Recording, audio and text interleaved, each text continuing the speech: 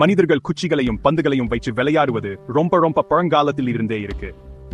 இதுக்கு நிறைய ஆதாரங்கள் பல ஆயிரம் வருஷங்களுக்கு முன்னாடி இருந்த நாரிகங்கள்ல கிடைச்சிருக்கு. உதாரணத்துக்கு எகிப்துல பெனி ஹசன்ல இருக்கிற கல்லறைகள்ல 4000 வருஷங்களுக்கு முன்னாடி செதுக்கப்பட்ட சில உருவங்கள் இப்போதைய ஹாக்கி மாதிரியே ஒரு விளையாட்டை விளையாடுறதை காட்டுது. பண்டைய கிரேக்கர்களுக்கும் அவங்களுக்கான ஒரு விளையாட்டு இருந்துச்சு. அதுக்கு கெரடிசைன்னு பேரு. அதுல வீரர்கள் கொம்பு மாதிரி இருக்க குச்சிகளை பயன்படுத்தி பந்தத்தை தொழுவாங்க. இந்த ஆரம்பகால விளையாட்டுகள் விதிகளையும் சூழலையும் வேறையா இருந்தாலும் குச்சி பந்து விளையாட்டுகள் மேல மனிதர்களுக்கு இருந்த நீண்ட கால ஆர்வத்தை நல்லா காட்டுது. இதுதான் நாம இப்போ பார்க்கிற விளையாட்டுகளுக்கு ஒரு தூரமான அடித்தளத்தை அமைச்சு கொடுத்துச்சு. வெவ்வேறு கலாச்சாரங்கள இந்த ஆரம்பகால குச்சி விளையாட்டுகள் கொஞ்சமா வறட்சி அடைஞ்சது. அயர்லாந்துல ஹாக்கி மாதிரியே இருக்கிற ஹர்லிங்கிற ஒரு பழமையான விளையாட்டு 3000 வருஷங்களுக்கும் மேலா விளையாடப்படுது. இது அந்த விளையாட்டோட நீடித்த கவர்ச்சியையும் கலாச்சார முக்கியத்துவத்தையும் காட்டுது. அதே போல ஸ்காட்லாந்துல ஷிண்டிங்க இன்னொரு குச்சி பந்து விளையாட்டு ஆழமான வரலாற்று பின்னணியோட ரொம்ப பிரபலமானதா இருந்துச்சு. இந்த விளையாட்டுகள் பெரும்பாலும் ரொம்ப ஆரவாரமா பெரிய இடங்கள்ல நிறைய பேர் சேர்ந்து விளையாடப்படுச்சு. இது அந்தந்த இடத்தோட பழக்க வழக்கங்களையும் சூழலையும் பிரதிபலிச்சது. இது நவீன ஹாக்கி இல்லைனாலும் இது ஒரு முக்கியமான பரிணாம வளர்ச்சி படிகளை காட்டுது. இங்குதான் சமூகங்கள் ஒரு பொதுவான விளையாட்டு கருத்தோட உள்ளூர் மாறுபாடுகளை உருவாக்கி ஒரு நாள் ஒழுங்கமைக்கப்பட்ட ஹாக்கி விளையாட்டுகளை அடையாளம் காணக்கூடிய திறன்களையும் உத்திகளையும் மெதுவா மேம்படுத்தினாங்க. நவீன சைஸ் ஹாக்கிக்கு வடிவகுத்த குறிப்பிட்ட வளர்ச்சி பாதை ரொம்ப பின்னால்தான் குறிப்பா வடக்கு ஐரோப்பா மற்றும் வட அமெரிக்காவின் குளிர்ந்த காலநிலைகளை தெளிவா உருவாக ஆரம்பிச்சது. இங்கிலாந்து மற்றும் நெதர்லாந்தில் 17ஆம் நூற்றாண்டிலிருந்து சைஸ்ல குச்சி விளையாட்டுகள் விளையாடப்பட்டாலும் பெரும்பாலும் பேண்டி போன பெயர்கள் அறியப்பட்டாலும் கண்டாவில் தான் சைஸ் ஹாக்கி நாம் அறிந்த விளையாட்டா உண்மையிலேயே உருவாக தொடங்கியது. கண்டாவின் பழங்குடி மக்கள் பல குச்சி விளையாட்டுகளை விளையாடினாங்க. ஷரோப்பிய குடியேற்றக்காரர்கள் அவங்களுடைய சொந்த மரபுகளை கொண்டு வந்தாங்க. இந்த தாக்கங்கள் உறைந்த குளங்கள் மற்றும் ஆறுகளை கலந்து முறைசாரா விளையாட்டுகள் ஒரு பிரபலமான குளிர்கால நடவடிக்கையா மாறிச்சு. இது குளிர்ந்த காலநிலையை ஏத்துக்கிட்டு நீண்ட குளிர்ந்த மாதங்கள்ல உற்சாகமான போட்டிகள்ல ஈடுபட ஒரு வழியா இருந்துச்சு. முறைசாரா விளையாட்டிலிருந்து ஒரு ஒழுங்கமைக்கப்பட்ட விளையாட்டா மாறுவது 19ஆம் நூற்றாண்டின் பிற்பகுதி நடந்துச்சு. ஒரு முக்கியமான தருணம் மார்ச் 3 1875 கண்டாவின் மான்ட்ரீல உள்ள விக்டோரியா ஸ்கேட்டிங் ரிங்ல நடந்த முதல் ஒழுங்கமைக்கப்பட்ட உள்ளரங்கு சைஸ் ஹாக்கி விளையாட்டு. இந்த விளையாட்டு முக்கியமானது ஏன்னா இது ஒரு குறிப்பிட்ட எண்ணிக்கையிலான வீரர்கள் ஒவ்வொரு அணிக்கும் விளையாடினாங்க. மேலும் ஒரு தட்டையான வட்ட வடிவ மரத்துண்டு பக்கின் ஆரம்ப வடிவம் பயன்படுத்தப்பட்டது. மான்ட்ரீல உள்ள மெக்கல பல்கலைக்கழக மாணவர்கள் இந்த வறட்சிக்கு முக்கிய பங்காற்றினாங்க.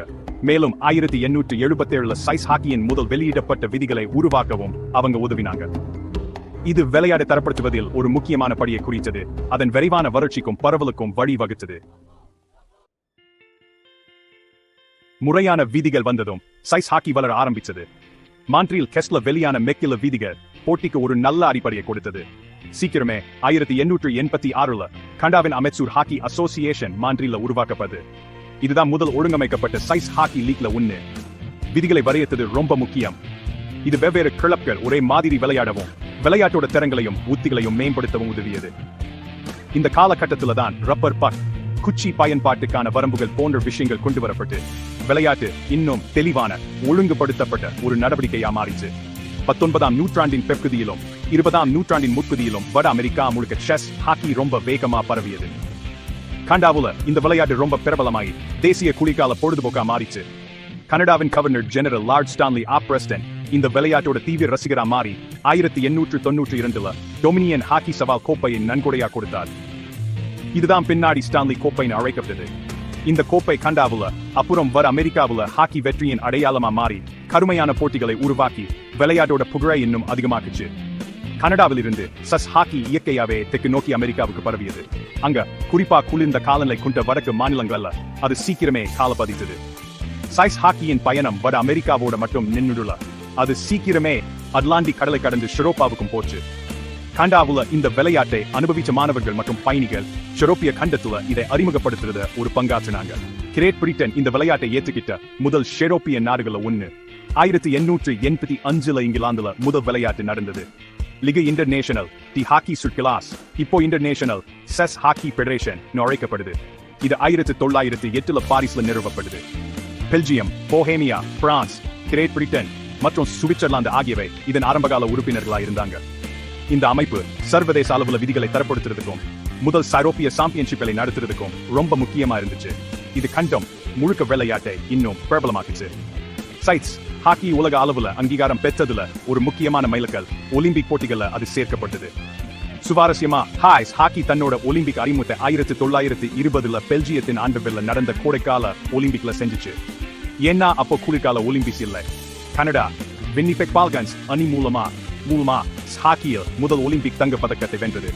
அப்புறம் இந்த விளையாட்டு 1924 பிரான்சின் சாமோனிக்ஸ்ல நடந்த முதல் குளிர்கால ஒலிம்பிக்கின் முக்கிய அம்சமா மாறிச்சு. அப்போதிருந்து அது ஒரு முதன்மையான போட்டியாகவே இருக்கு. ஒலிம்பிக்ல சேர்க்கப்பட்டது சைஸ் ஹாக்கிக்கு ஒரு உலகளாவிய தளத்தை கொடுத்துச்சு. அதோட வேகம், திறமை மற்றும் உற்சாகத்தை உலகளாவிய பார்வையாளர்களுக்கு காட்டிச்சு. இன்னும் தொடரும் கடுமையான This content sponsored by BuyMood shopping app. இந்த ஆப்பில் நம்ம டெய்லி யூஸ் பண்ணுற கிளாசரிஸும் மற்ற தேவையான வீட்டுக்கு தேவையான அனைத்து பொருட்களும் மற்ற ஆன்லைன் பிளாட்ஃபார்மோட கம்மியான ப்ரைஸில் கிடைக்கும். லிங்க் டிஸ்கிரிப்ஷனில் தரேன், செக் பண்ணி பாருங்கள். தேங்க்யூ.